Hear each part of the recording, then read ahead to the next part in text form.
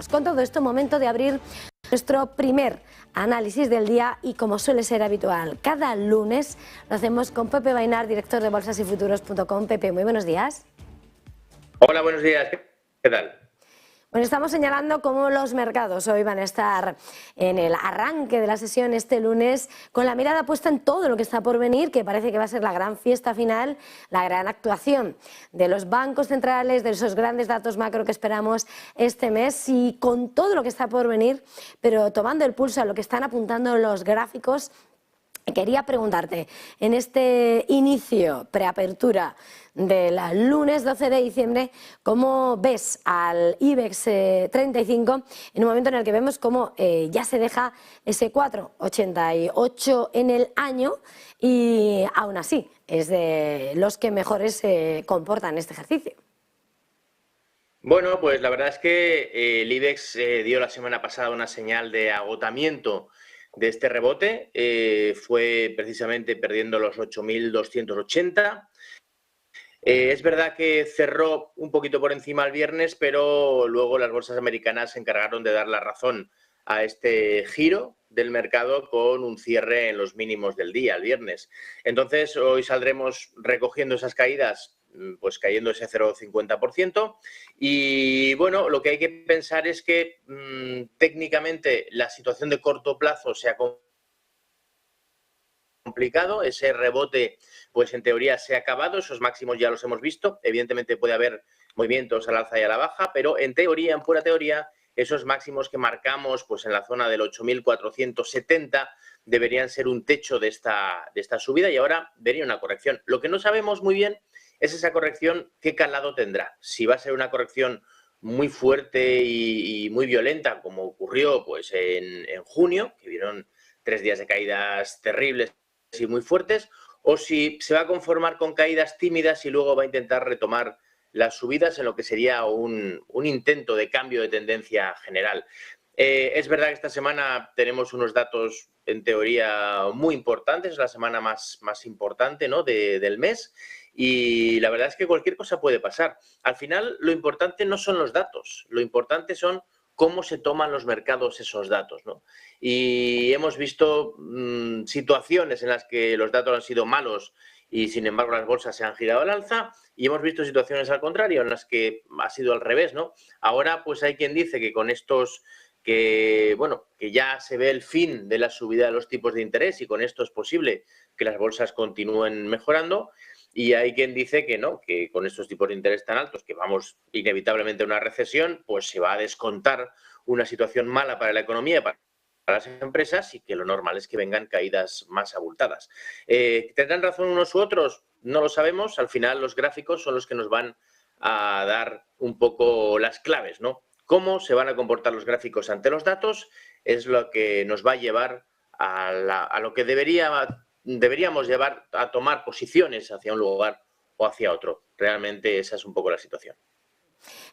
Más adelante te voy a querer preguntar sobre algunos de los valores protagonistas, sobre todo lo que va a ser tu apuesta para final de año dentro del IBEX 35, pero mirando a la principal plaza del mundo, señalabas como lo que hay que tener en cuenta a la hora de mirar, a la hora de invertir y a la hora de posicionarnos, pero tenemos cita con los bancos centrales. Wall Street va a estar muy pendiente a eso y en un momento en el que además, preparándose para esa cita con Jerome Powell, vemos como la rentabilidad de ese bono a 10 años está en el 3,56%, una caída ligera, pendiente de lo que van a ser esos movimientos. Se espera una subida algo menos acelerada, esos 50 puntos básicos frente a los 75 que hemos visto. Y en ese contexto quería preguntarte, por una parte, cómo estás viendo el comportamiento del mercado de bonos y, de alguna manera, si se puede traducir o cómo ves a esos principales índices bursátiles de Wall Street.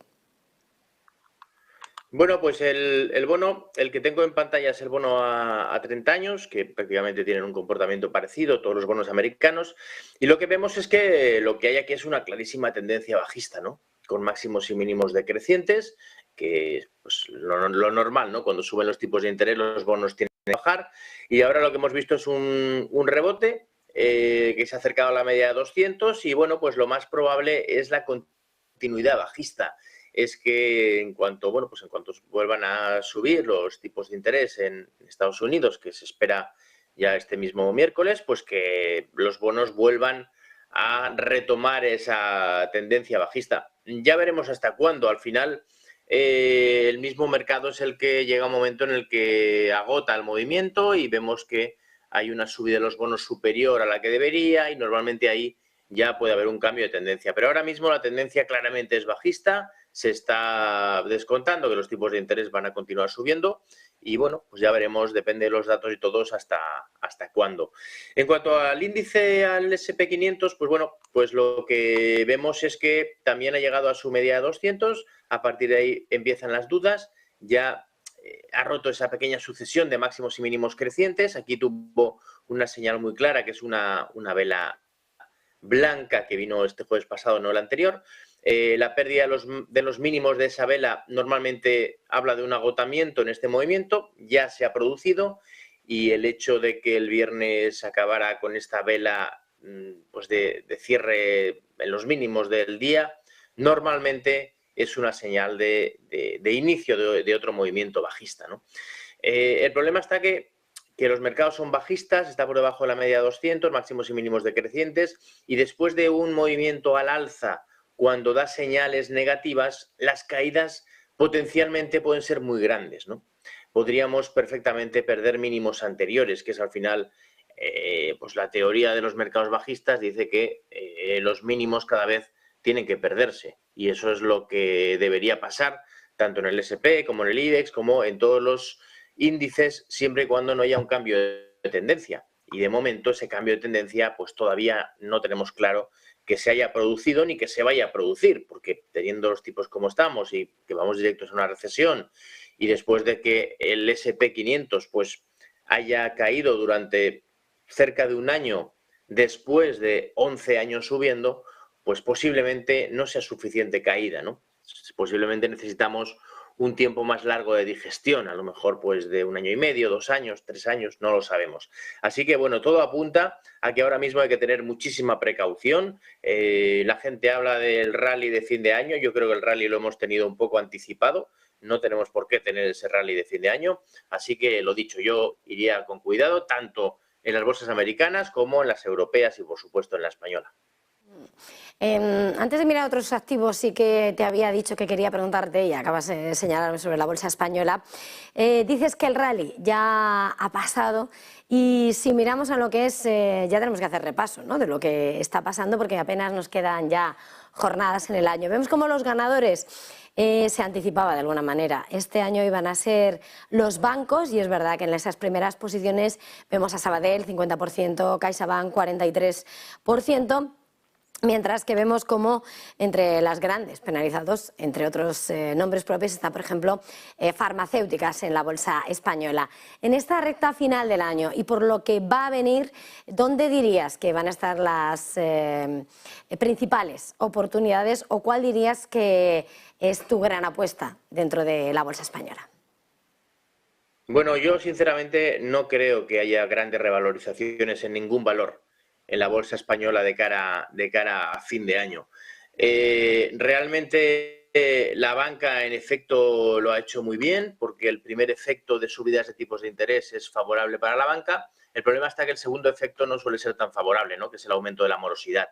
Entonces yo iría con cuidado con la banca. Están empezando a dar ciertas señales de riesgo. Han aparecido velas feas en Sabadell, por ejemplo, está justo cuando marcó máximos, en CaixaBank también, Bankinter también ha hecho una sucesión de máximos crecientes por muy poquito, con divergencias bajistas en los indicadores, que eso ha hecho que, bueno, que haya una caída bastante fuerte. El Santander ha sido la más débil de todas y ahora parece que mejoraba, pero justo cuando mejoraba se ha encontrado que la banca empieza a empeorar. En fin, yo en la banca ahora mismo soy más cauto que otra cosa. Luego el tema de las farmacéuticas, pues bueno, pues sí que es verdad que han tenido caídas muy fuertes, pero la verdad es que cualquier cosa puede pasar, ¿no? Porque vemos a Farmamar ahora que está mejorando. Luego parecido al sector, ¿no? Vemos que Grifols, aunque no es exactamente el mismo sector, pues tiene muchos problemas en la empresa y va bastante mal. Luego hay otros valores que han caído muchísimo. Bueno, dentro de las farmacéuticas tenemos también a Rovi, que Rovi es una de las que ha caído muchísimo, que yo creo que debería estar cerca ya de un suelo. Es lo que le pasa, por ejemplo, a Fluidra, que también creo que debería estar cerca de un suelo después de caídas muy importantes en empresas de muchísima calidad.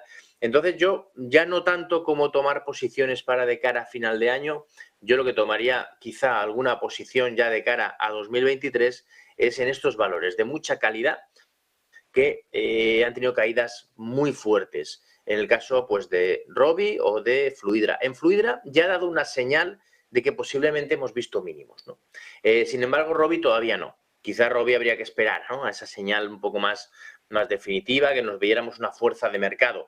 En Fluidra sí que perdimos hubo una vela negra muy fea final que ha sido recuperada, esa es la señal positiva, y creo que los mínimos eso ya se han visto y quizás se podría tomar alguna posición. Aún así, yo creo que estando en la situación del IBEX en la que rebote fuerte en un mercado bajista, ahora mismo tomar posiciones en la bolsa española o en cualquier bolsa es bastante arriesgado, ¿no? Quizá hay un valor alemán, ¿no?, como Puma, que había caído muchísimo porque se ve que se descontaba esa salida en el DAX 40 y ahora, pues justo cuando se ha producido esa salida, está empezando a mejorar, ¿no? Quizá ahí tendríamos también alguna posibilidad para de cara a fin de año, pero ya digo, quien no quiera muchos sobresaltos y mucho riesgo y muchos sustos, yo creo que es mejor, sobre todo, esperar esta semana, a ver cómo se lo toman los mercados. Si después de esta semana, con los datos que salgan y todos los mercados apuntan bien y la semana es una semana de recuperación y acaba todo fuerte, posiblemente sí que se produzca ese rally de fin de año y sí que lo siga haciendo mal. Pero si por una de aquellas, y es lo que yo me temo, después de estos datos, sean los que sean, las bolsas se lo toman mal, lo más probable es continuidad bajista e incluso tenemos la posibilidad de aquí a unas semanas o un par de meses o 3 perder los mínimos anteriores. Pues muchísimas gracias por este tiempo de análisis y estaremos pendientes a qué pasa esta semana. El lunes lo vemos otra vez. Pepe Vainar, director de bolsasyfuturos.com. Como siempre, un placer. Feliz jornada, feliz negocio. Muchas gracias a vosotros.